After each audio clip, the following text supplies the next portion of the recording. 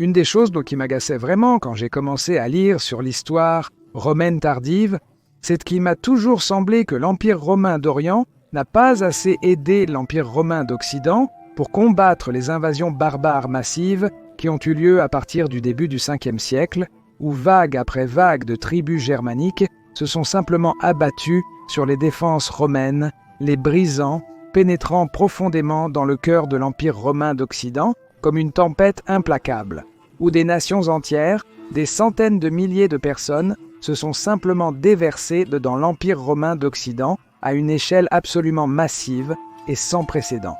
Mais où était l'aide de l'Empire romain d'Orient? Où était l'Empire romain d'Orient lorsque Rome a été saccagée en 410? Où était l'Est lorsque la Gaule, l'Espagne et plus tard l'Afrique ont été envahis par diverses tribus germaniques qui ont alors pu établir leur propre royaume de facto sur le territoire de l'Empire romain? L'Empire romain d'Orient n'aurait-il pas dû voir cela comme une question de la plus haute sécurité nationale pour aider l'Empire romain d'Occident autant qu'il le pouvait? Car la main droite peut-elle survivre si la gauche a été coupée ou vice-versa? Et pourtant, il me semble que l'Est a fait étonnamment peu pour aider l'Ouest en période de besoin urgent, sauf peut-être pour une expédition ici ou là. Mais est-ce vrai? Ma première évaluation était-elle correcte? Dois-je changer mon point de vue sur cette question? Alors essayons de réfléchir à cela et voyons si l'Empire romain d'Orient a suffisamment aidé l'Empire romain d'Occident pendant les temps brutaux du 5e siècle, ce qui aurait ensuite conduit à la chute de l'Occident. Eh bien, certains parmi vous pourraient bien sûr dire immédiatement qu'il est très évident que l'Empire romain d'Orient n'a pas assez aidé l'Occident, parce que s'il avait suffisamment aidé l'Occident, alors l'Occident ne serait pas tombé, et donc l'Est n'a pas assez aidé l'Occident. Très simple, et en effet, ce point de vue n'est pas entièrement faux. Après tout, j'aime parfois dire que le succès de l'Empire romain d'Orient a été construit sur la chute de l'Occident. Une chose a dû être sacrifiée pour rendre l'autre plus forte.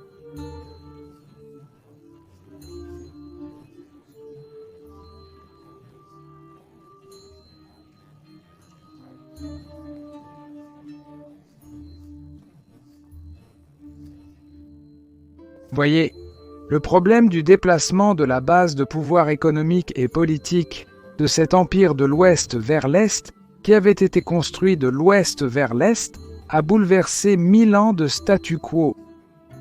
Lorsque Constantin a créé sa nouvelle capitale Constantinople, la Nouvelle Rome, en 330 après Jésus-Christ, beaucoup de l'ancien pouvoir est allé à l'Est. Il est bien sûr logique que cela affaiblirait l'Ouest. Par exemple, l'Ouest perdrait sa puissance navale, car Constantin prendrait les 2 flottes prétoriennes d'Italie, composées d'environ 300 navires, et les utiliserait dans sa guerre civile contre Licinius, l'empereur romain oriental de l'époque. Après que Constantinople a été faite capitale, ces flottes prétoriennes seraient désormais abritées à l'Est et non plus à l'Ouest. Cela poserait d'énormes problèmes plus tard, lorsque l'Ouest aurait vraiment eu besoin de ces flottes contre les invasions barbares qui ont commencé environ 70 ans plus tard. Il ne faut pas non plus oublier que Constantin a pillé Rome et de nombreux autres sites, de nombreux objets de valeur, statues et œuvres d'art en général pour embellir sa nouvelle capitale, Constantinople. De nombreux sénateurs, artisans et artisans sont passés de l'Ouest à l'Est vers sa nouvelle capitale, la nouvelle Rome, Nova Roma. Cela a bien sûr conduit à une perte de prestige et à une perte de pouvoir économique à l'Ouest. Pour couronner le tout, il y a eu pas mal de guerres civiles entre l'Empire romain de l'Ouest et de l'Est au IVe siècle.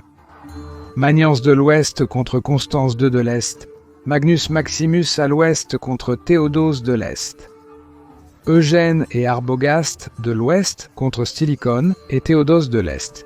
Ces guerres civiles ont eu lieu des années 350 jusqu'aux années 390 et incroyablement, l'Est a remporté toutes ces guerres civiles, ce qui, si vous y pensez, n'est pas si surprenant, car nous pouvons supposer que les meilleurs généraux et le personnel militaire ont suivi l'empereur à l'Est, car après tout, Constantinople était désormais le siège de l'empereur romain et non plus Rome. Par conséquent, l'Est avait probablement les meilleurs généraux, et le résultat a été que ces guerres civiles ont coûté cher à l'Ouest. La perte de vie romaine dans l'armée romaine occidentale n'a jamais pu être compensée. Et donc, dans les années 390 après Jésus-Christ, l'Empire romain d'Occident s'est retrouvé dépourvu de sa puissance navale, de son ancien statut politique et économique, de ses légions, et dépourvu de ses meilleurs généraux. Un grand pourcentage des légions romaines d'Occident est mort dans ces guerres civiles insensées. Après la bataille de la rivière Frigidus en 394 après J.C., la situation était si mauvaise à l'ouest que Flavius Stilicho, le général de l'Est qui était maintenant devenu l'homme le plus fort à l'ouest, a dû retirer les troupes de défense de la frontière du Rhin pour la protection de l'Italie contre les envahisseurs germaniques. C'est exactement pourquoi la frontière du Rhin a pu être envahie relativement facilement en 406 après J.C. C'est précisément parce que l'Ouest avait été affaibli par ces guerres civiles contre l'Est que cela aurait pu se produire. Donc, nous pourrions à juste titre être en colère contre l'Empire romain d'Orient et dire « Hey Est, tu dois à l'Empire d'Occident.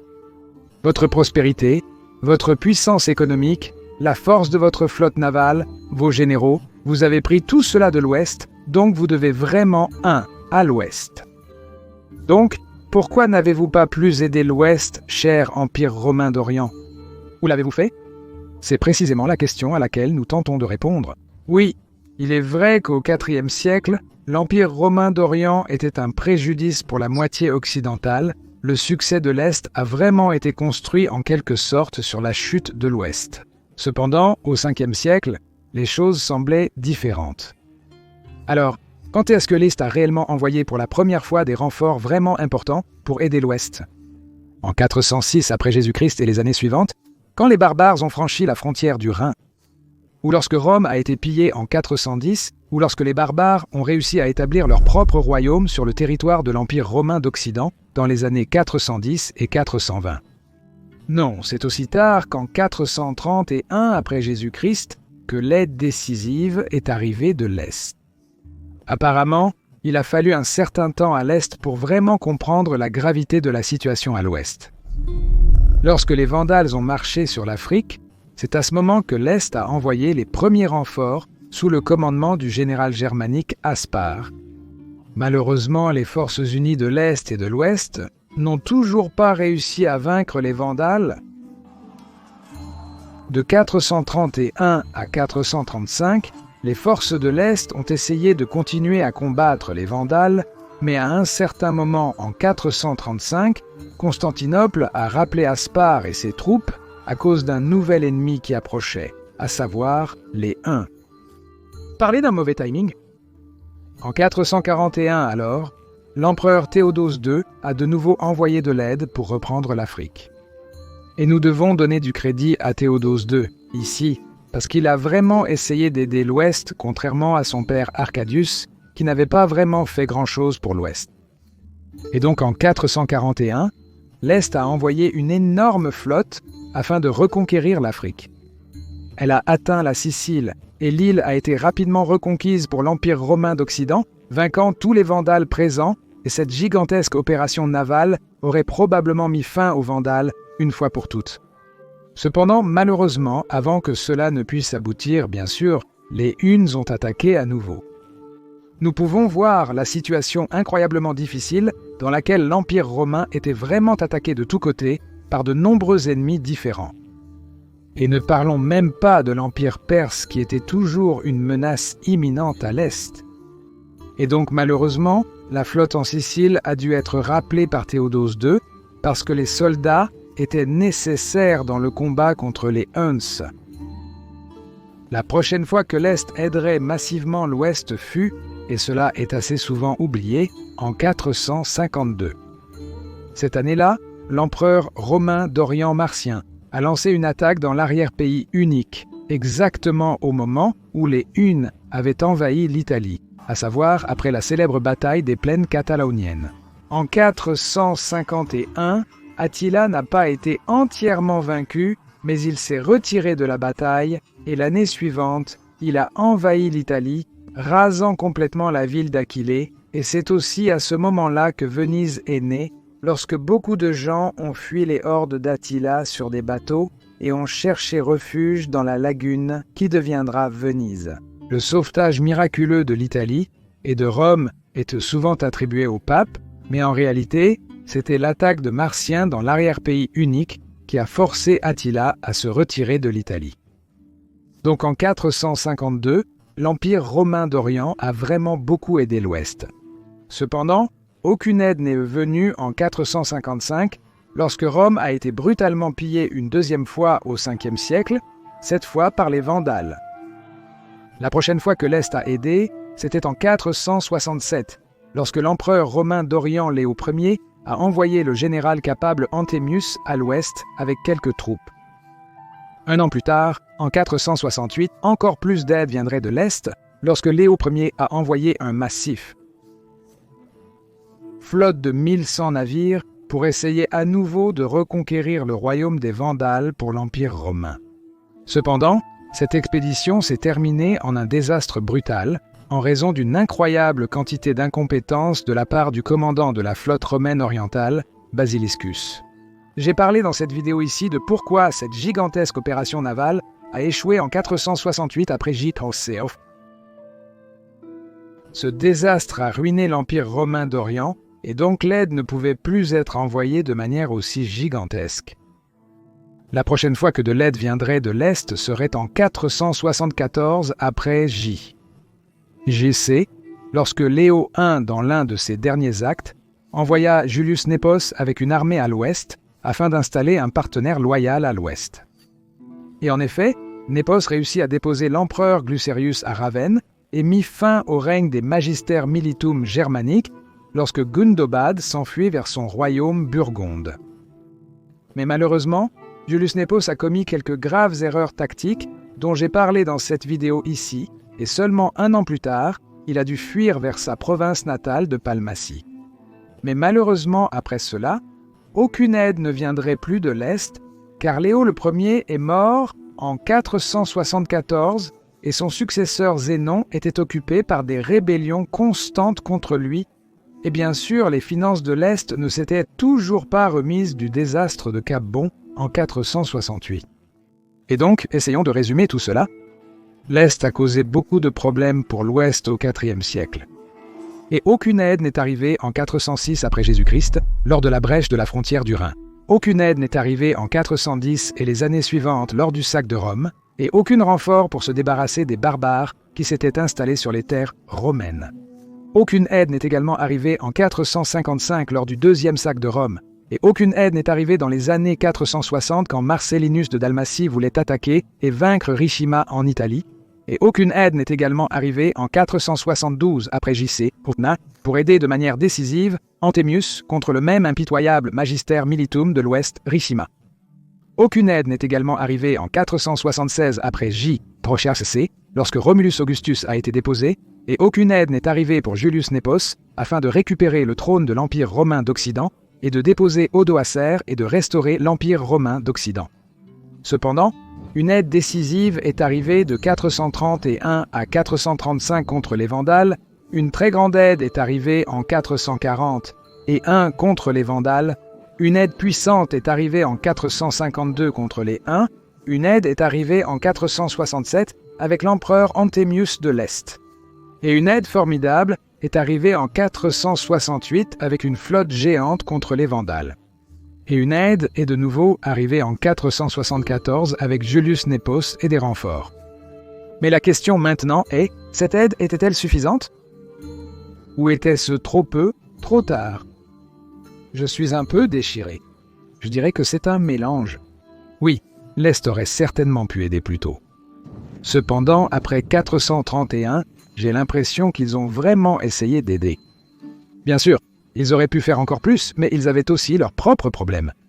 Il y avait la menace des Huns qui se profilait, et il y avait aussi les Perses. Il y avait donc une pression venant du nord et de l'Est. Alors oui, l'Est a certainement beaucoup aidé l'Ouest, mais était-ce suffisant compte tenu des dommages infligés à l'Ouest au IVe siècle par l'Est? Eh bien, je dirais que s'ils avaient aidé plus tôt et de manière plus décisive, cela aurait beaucoup aidé. Malheureusement, cela dépendait bien sûr beaucoup de l'empereur au pouvoir pour décider. Certains empereurs ont beaucoup aidé, d'autres pas autant. Et les choses étaient si compliquées par le fait que l'Empire romain de l'Est et de l'Ouest n'étaient pas toujours en bons termes l'un avec l'autre. Même au 5e siècle alors, l'Est a-t-il suffisamment aidé l'Ouest? Oui et non. C'est malheureusement un mélange. J'aimerais qu'il y ait une réponse claire, mais comme si souvent avec l'histoire romaine, les choses ne sont pas si tranchées. Et donc j'ai présenté les faits ici, et vous pouvez décider par vous-même si l'Empire romain d'Orient a suffisamment aidé l'Empire romain d'Occident. Je pense que cette décision sera différente d'une personne à l'autre. Si vous aimez cette vidéo, veuillez envisager de soutenir cette chaîne sur Patreon ou via une adhésion à YouTube, car c'est votre soutien qui rend cette chaîne possible. Vous auriez ma plus grande gratitude. Et bien sûr, je tiens à remercier tous ceux qui soutiennent Majorianus, vous êtes incroyables. Et si vous voulez en savoir plus sur pourquoi l'invasion navale contre les Vandales a échoué si lamentablement en 468, vous pouvez regarder la vidéo dans le coin supérieur droit. Mais si vous voulez en savoir plus sur pourquoi pratiquement toutes les tentatives de reconquête du royaume des Vandales ont échoué, vous pouvez regarder l'autre vidéo dans le coin inférieur droit.